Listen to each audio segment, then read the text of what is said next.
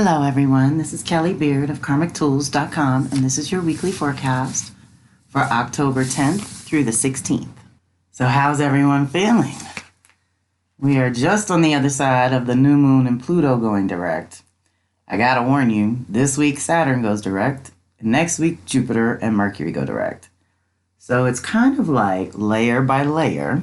After our reviews are done, we get to sort of awaken with some new fresh energy, or at least a new direction to go in, right? Let's hope. But Pluto's pretty tough, and on the new moon, when we're already feeling like we're in an emptying out phase, preparing for some kind of new beginning. But first things first, on the 10th, which is Sunday, Shanta had a message from the angels that said we need to get together like we do on these special portals. Now, Shanta and I have been gathering during special portals literally for years. Once the 2000s hit and we had 01, 01, 01, and 02, 02, 02, and 03, 03, 03, we got together for all them portals. And now, over the years, we've kind of settled into fairly regular get-togethers on 10, 10, 11, 11, and 12, 12, because we know those are big portals. These are special times when we can reset our individual systems using numbers, which are a universal language.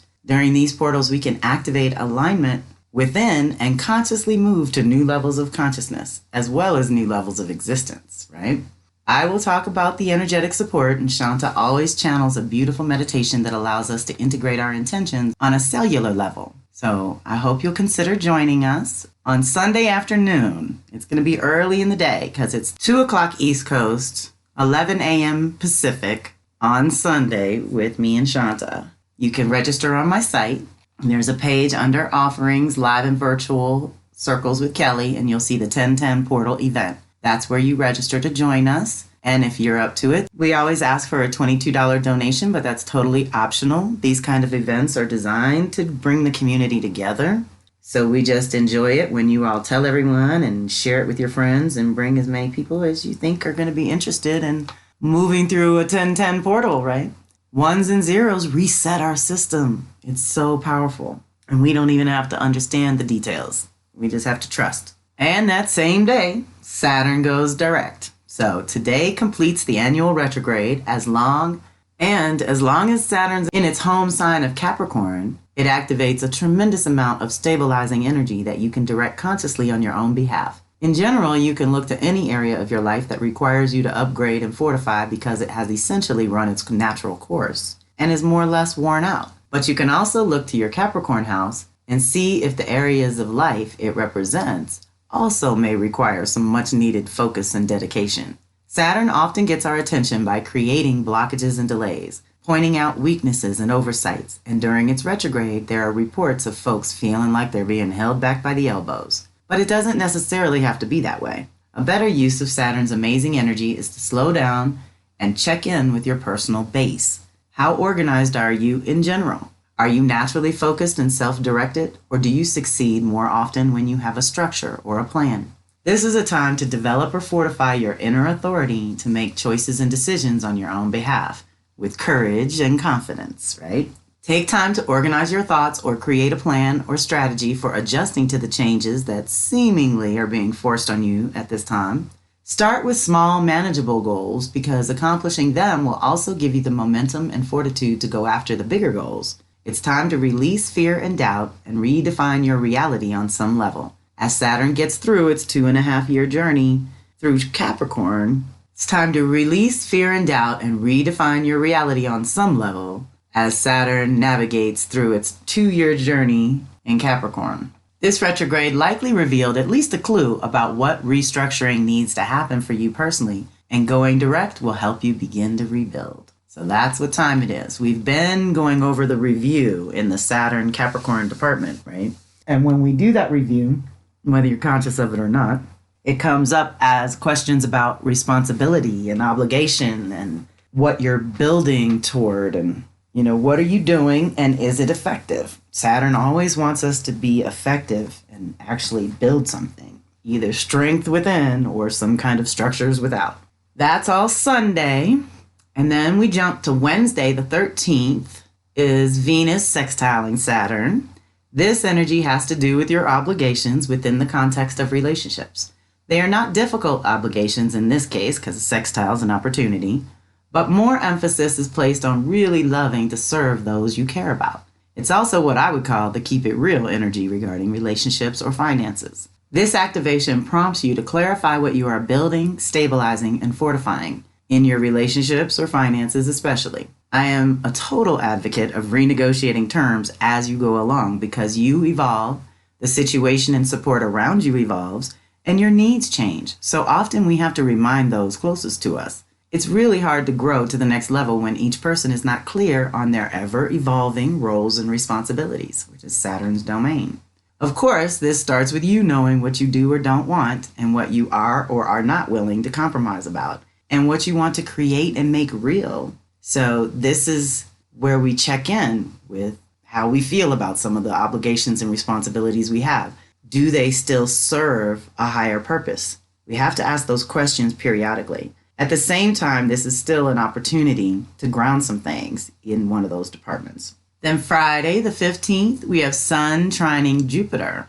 This is a blessing of source energy fueling your biggest dreams and visions for your life this lifetime. You're encouraged to take advantage of the good vibe available when these two get together to expand your life's direction in a big way. This activation is often blessings from previous hard work and dedication. You've been moving in a certain direction, and it's like the path is wider and deeper now, allowing you to connect some huge pieces of your personal story together in a new way.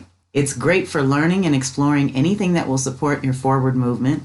Some may use this good vibe to veg out and relax, which for some may be the best. However, if you're stepping up to new levels of your own consciousness, this energy totally supports you as you integrate it all. It is an enthusiastic, optimistic energy that will open doors for you. Depending on your attitude, it will allow you to see the big picture and the next necessary step toward your goals at this time. Deep breath. So yes, Sun illuminates, Jupiter expands. Then we have a kind of a special one, and I guess I didn't talk too much about this, and it's weird, maybe because it didn't happen 3 times, but Mercury retrograde this time has done some really interesting things. You heard me talk about how it was going to touch Mars in Virgo, go retrograde, touch it again in Libra, and go forward and hit it in Scorpio.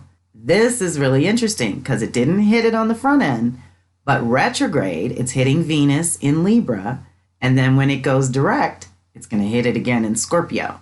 So here's another opportunity to sort of shift certain things about the balance and reciprocity between you and other folks. And at the same time, because it's backwards, and we have to review some communication, there might be a little back and forth in that regard. So let's just look at it like the review happening in Libra is to reset things around balance and reciprocity. But when it links up again in that opportunity, a sextile opportunity, November 6th in Scorpio, you can create something. And so it's either going to have something to do with your creative ideas or your relationships at that point. So right now you want to kind of look at this activation as a prompt for going deeper. This is a great opportunity to beautify your ideas, improve or deepen them so that they are expressing more of your unique character and personal authenticity. Communication in relationships usually goes well under this influence. This energy also turns your thoughts and ideas toward how you feel and what inspires you with love and beauty.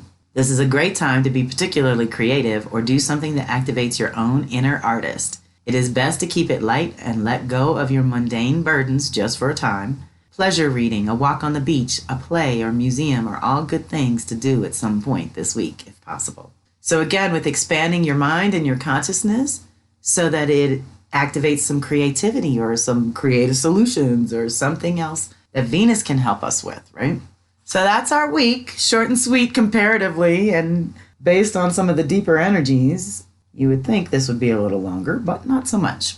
I want to say that I don't think it's too late to join us in the ancestor class with Yeye Louisa Tish.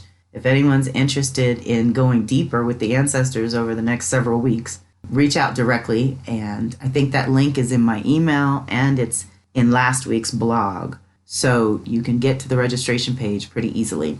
I have to say, this ancestor class has taken over my life and I love it. I'm having so much fun going deeper. This is something I've done a lot of on my own, and I finally have people to play with and people who are interested in going deeper with this work. For those of you that have been with me a long time, you know that the Scorpio Gate of Power is like my favorite of the 8 sacred seasons, because it's the magical time when we commune with the ancestors and we ask for the guidance and advice and clarity on the year that just happened. And we ask for advice and clarity on the year that's coming up and what to prepare for. So this year is going to be ridiculously rich because of this class I'm taking with Yeye. She's got so many different things going on with this. And by the time we hit the Gate of Power, on the 31st begins a 9-day celebration of ancestor reverence, where we're basically going to honor the 9 layers of the soul. And every day is a different layer where we are liberating and awakening and making whole again in certain ways that we're going to do as we co-create with the ancestors and whatever they guide us for.